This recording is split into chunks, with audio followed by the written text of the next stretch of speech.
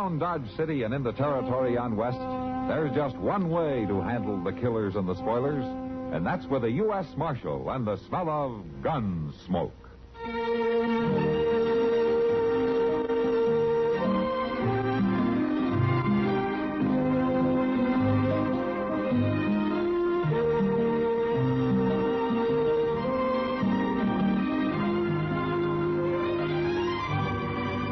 Gunsmoke, starring William Conrad, the story of the violence that moved west with young America, and the story of a man who moved with it. I'm that man, Matt Dillon, United States Marshal.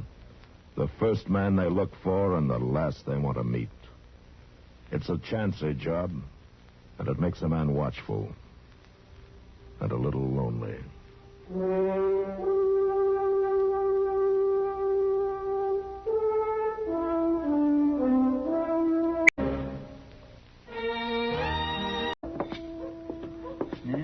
Looks like that doggone train's gonna be late again, Mr. Dillon. Did you ever know what time it wasn't? Well, no, sir, but it'd kindly make Dodge seem more civilized somehow if the train ever got in when it was supposed to. It'd take more than that to civilize this town, Chester. You know, I heard a fellow from the east somewhere spouting off over at the Dodge house the other day, and he said civilization follows the railroad. He must own stock in the company. Ah, hello, Doc. It follows the plow, the way I heard it. Oh, Doc, you wasn't even there. Oh, there must have been some other fella I heard. You're up kind of early this morning, aren't you? Well, I could say the same thing. Hey, there she comes. Yeah. They sure been holding back on that whistle. Yes, they're probably trying to sneak in, Chester. Ashamed of being on time for once. Oh. Naturally, I'm up early, Matt. As one of the few respectable citizens of Dodge, I felt it was my duty to be on hand to greet the senator personally. Oh, that's mighty thoughtful of you, Doc. If all he was to see standing on the platform was you roughneck wolves with dirty shirts, he might get the wrong impression. Oh, now, Doc, you're hurting Chester's feelings. He washed that shirt himself. He might have done a better job if he'd used some soap. I did use some soap. Doggone it, Doc. Well, at least the politicians in Topeka and Washington have finally found out that we're on the map. Might be better if they hadn't. They're probably fixing to raise taxes. No, Doc. Senator Hooper is here to study the problems of the farmers and the cattlemen at first hand. Yeah. That's what the telegram said. He's more likely here to investigate the general laxity in law enforcement. Look, that must be him standing there in the door of the coach, huh? Yeah. Yes, come on, man. Come on. It isn't every day you get to shake the hand that feeds you. Well, it's sure not feeding me from very high on the hog, Doc. Oh, now, if you weren't marshal, you might have to go and work for a living. Greetings and salutations, good people of Dodge City. Thank you. I hope you'll be just as enthusiastic when the next election rolls around. Welcome to the frontier, Senator. I'm Matt Dillon. It's a pleasure. I've heard a lot about you. This is Doc Adams. An honor, Doctor. This is Chester Proudfoot, Senator Barclay Hooper. Pleased to meet you. How do you do? All right. Can I give you a hand with that baggage, Mr. Senator? Why, it's real kind of you, Mr. Cloudfoot. You're Proudfoot. And you're welcome.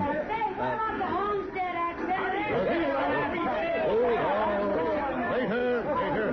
I fully intend to meet each and every one of you personally to listen to your problems and to answer any questions you may have. Are you hurt, Senator? It's my arm, Marshal. Doc, take care of him, will you? Come on, Chester. Will you move? It comes from behind that baggage car, Mr. Dillon, at the end of the depot. Yeah, that's the only place it could have.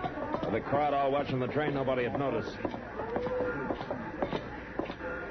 Ain't no sign of nobody around here now. Let's take a look back at the depot. Come on. I can't figure out why nobody would want to shoot the senator. He don't seem like a bad fellow at all. For a politician, I mean. Anyway, he's... Look at there, Mr. Dillon. Yeah, I see him. I told Willie Angel. Yeah. Well, I do declare, Marshal. What's the matter, Willie? What happened? Oh, some big galoot running heck for leather just knocked me down is what happened. What, you got a look at him? No, never seen him before in my life. Just knocked me over scat-cat for breakfast and went right on. Jumped on a horse there and rid off like the old Nick was after him. Well, I guess that's that. If you don't mind, Marshal, I'll get on around there and hear the speaking. I was late already. Had to feed my sheep before I come into town. This sure is going to give the sender a mighty bad impression of Dodge, Mr. Dillon. Yeah, maybe so, Chester, but he's still alive. At least so far.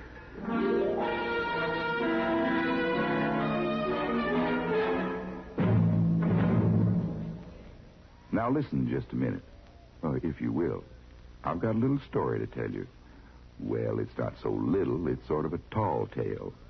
Ever hear of the demon brick setter from Williamson County? That'll have to do for his name, because I haven't ever heard of any other. Stories about him are popular mostly around Pennsylvania, but other places, too, call him their native son. Seems he came out of the hill country. A powerful 8-foot giant, as wild and woolly as they come. First thing he did when he hit civilization was to get a shave and a haircut. They clipped him with tin shears and shaved him with a blowtorch. To cool off, he drank a nitric acid cocktail and a little sulfuric for a chaser. Well, sir, he surprised everybody when he announced that he was a bricklayer. But they gave him a job, and he proved his brag. Seems he was used to natural stone. And when he picked up his first brick, why, he gripped it a little too hard and squeezed it into a fine red dust. But he soon got used to being gentle and really got to moving. He could drop bricks into place faster than 14 men could pile them loose beside him. And when he slapped on the mortar, the sparks flew like the 4th of July. Then he really got warmed up. Taking off his shoes, he used his toes like he had 2 more hands. By sundown, he had the building finished and rented. But it sure was one day's work. He had worn out 3 dozen helpers, set 10 million bricks, and made the building 12 stories higher than it was supposed to be. Well, I guess you know the rest of the bricklayers around the country were mighty impressed, and they began to perk up and take pride in their labors. Since that day, they've tried to equal the record set by the demon brick setter from Williamson County. That's the main reason why today America has some of the biggest and finest buildings in the world. You might say that bricklaying has become a mighty constructive business. Say, isn't it nice being citizens of a country where you can laugh and talk about things free as a breeze? And write and read and worship, too. Yes, sir. Maybe you don't think about it much, but you should.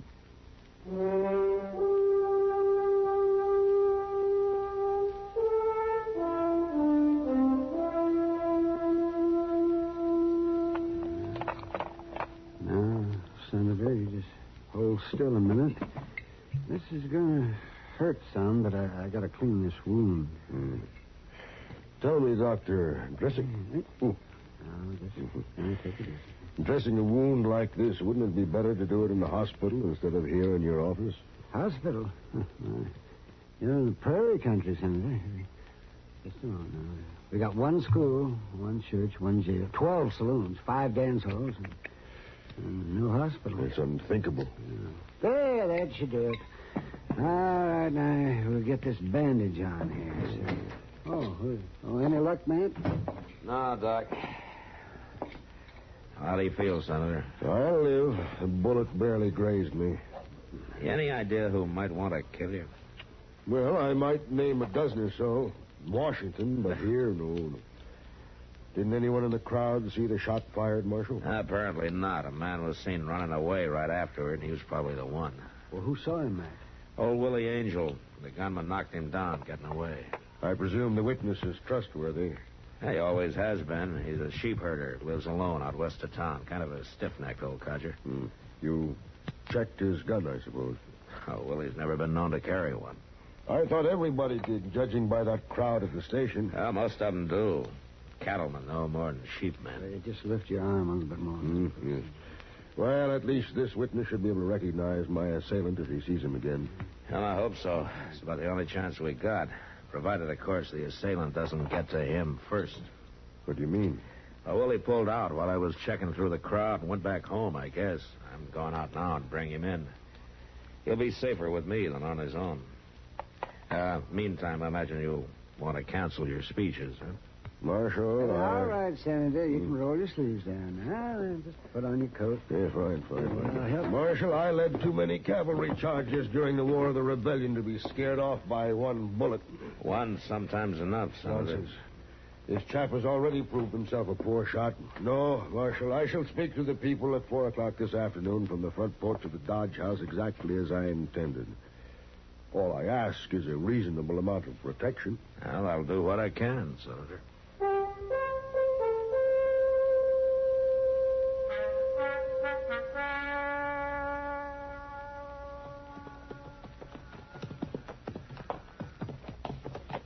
There he is, Mr. Dillon. Yeah. Hey, Willie. Willie! Yes, sir, Marshal. We'll be right with you. Just as soon as I get these ornery critters into the pen here. Let's stretch our legs a little, Chester. I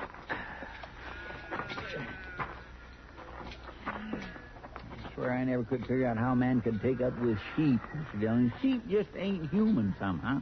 You know, Chester, sometimes humans aren't even human. I guess so, but... I said it before, and I'll say it again. The old rams and ewes ain't no trouble. But them gall-dang lambs ain't got no sense at all. Where'd you run off to this morning, Willie? I come back home, Marshal. Where'd you think? As soon as I heard there wasn't going to be no speaking. Anybody been out here since then? Of course not. Who do you think come clear out here? That fellow who knocked you down this morning, Mike. What for? He ain't no friend of mine. What are you getting at, Marshal?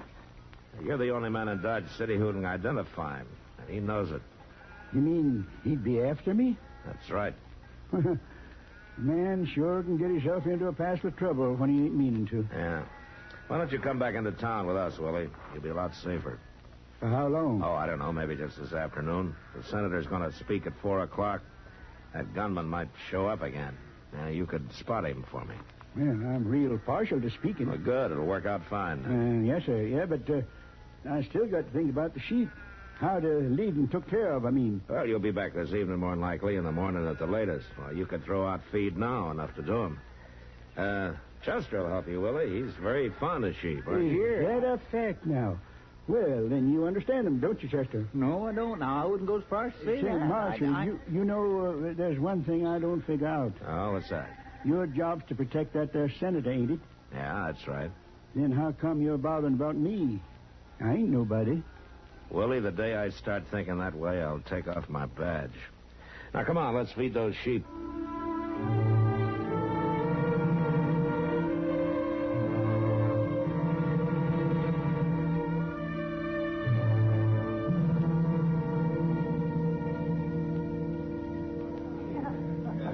Matt, you're jumpy as a cat. Yeah, I guess I am, Kitty. That gunman who tried to kill the senator is probably 50 miles from here by now. I wish I could be sure of that. Well, worrying won't make you sure. Can he bring you beer? No, not now. Thanks, Kitty. I got to get on over to the Dodge House pretty quick. When's the senator going to speak? Well, as soon as the honor guard gets here from the fort. Oh, is he that important? Well, he was a cavalry colonel with the Union Army during the war. Pretty good one, too, I guess. One of the officers present at Lee's surrender and decorated personally by President Lincoln. Oh, well, you never know just by looking, huh? Yeah, he's got nerve, all right.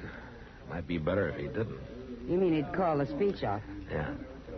Matt, I think you're getting all worked up over nothing. Nobody's going to try anything today. Why, there'll be 300-400 people out there in the street.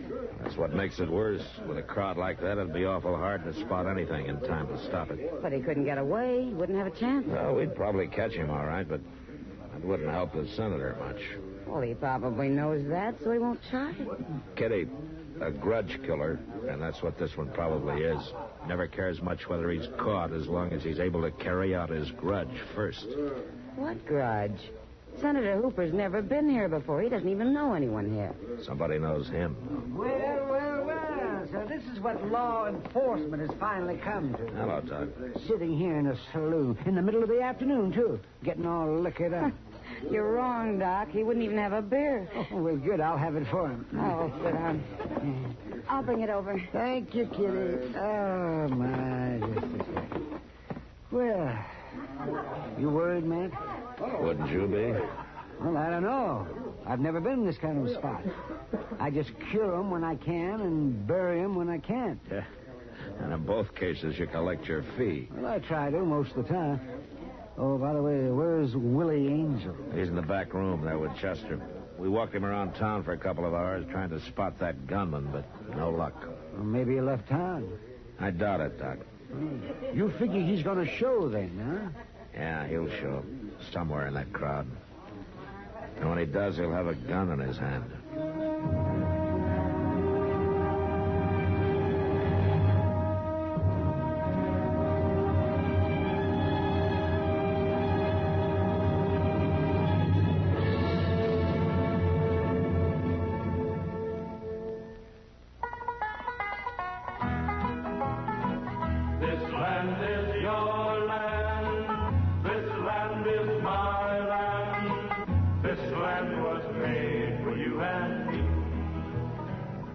Is a nice little place, not unlike Dowagiac or Niles. But then small towns in Michigan are all pretty much alike. Saturday is the big night in town, of course. The week's farming is done, sale crops are at market, and Mom, Pop, and the kids get slicked up for the square dance at the Grange Hall or the summer party at Chet's Beach Point Lodge. Winter means potluck dinners at the schoolhouse and breaking out the good food put up earlier in the year. And long, cold months before the red breast of the first robin is seen, or the first apple blossom bursts out on the trees. That's about the time of Holland's Tulip Festival, the time when the city people begin to think of going over to Mackinac Island for a few weeks. It's the time of tree toads in the woods and sassafras smell along Route 5. Detroit is at a halfway point, and more than one young man's fancy turns to thoughts of the girl he left in Kalamazoo. That's springtime in Michigan, a state which all the time fulfills the promise of its motto. If you seek a pleasant peninsula, look about you.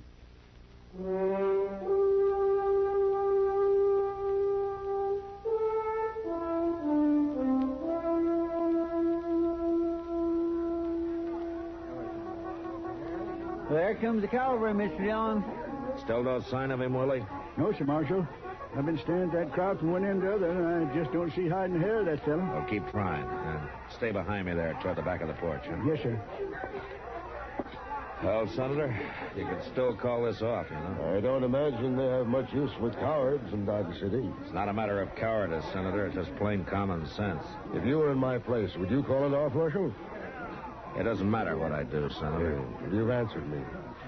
Just tell me what you want me to do now. Well, mainly just don't stand too far toward the front of the porch when you get up to talk. That way you'll be protected from anybody in that crowd on top of the buildings across the street over there. I understand. And I'll be right beside you here. Jess will be on the other side. And if either one of us says drop, you get down real fast. That you can count on. You'll make sure he does, Chester. Yes, sir.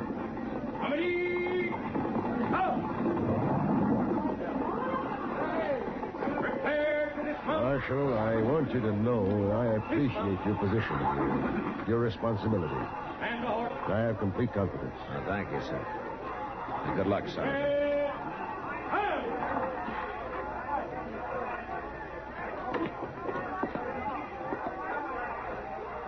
Thank you, Captain. Gentlemen.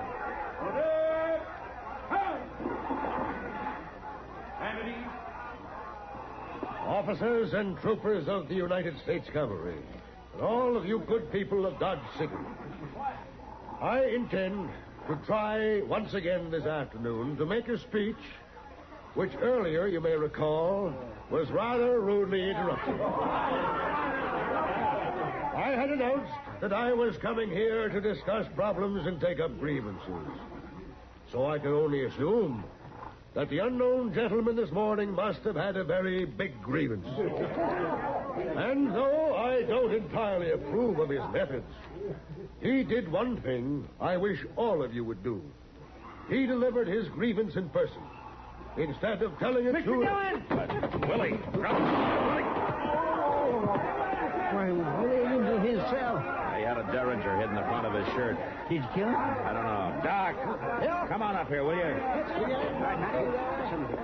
But why, Marshal? I never saw this man before in my life. I don't know, Senator. Captain, did you use your men to keep the crowd back off the porch? First and second platoon, form of skirmishers. Lieutenant, move your platoon to the left.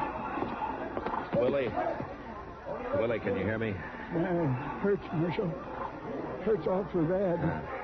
Here, Chester, help me carry him inside, huh? Yes, sir.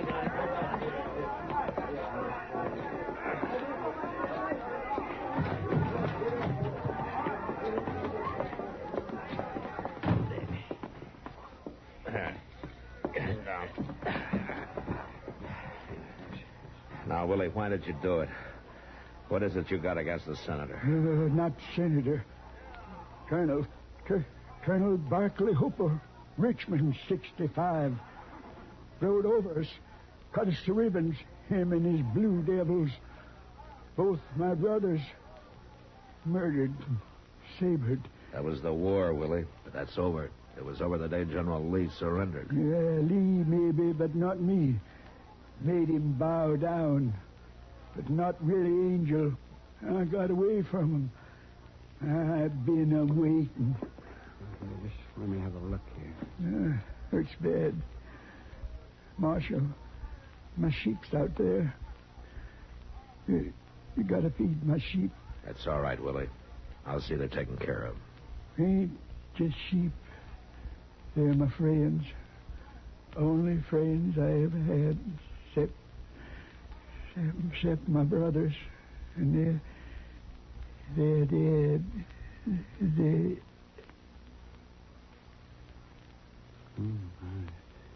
He's unconscious. Well, what do you think, Doc? Well, it's about 50-50. It'd maybe be better if he did die. Well, Willie wouldn't last a year in jail. Yeah.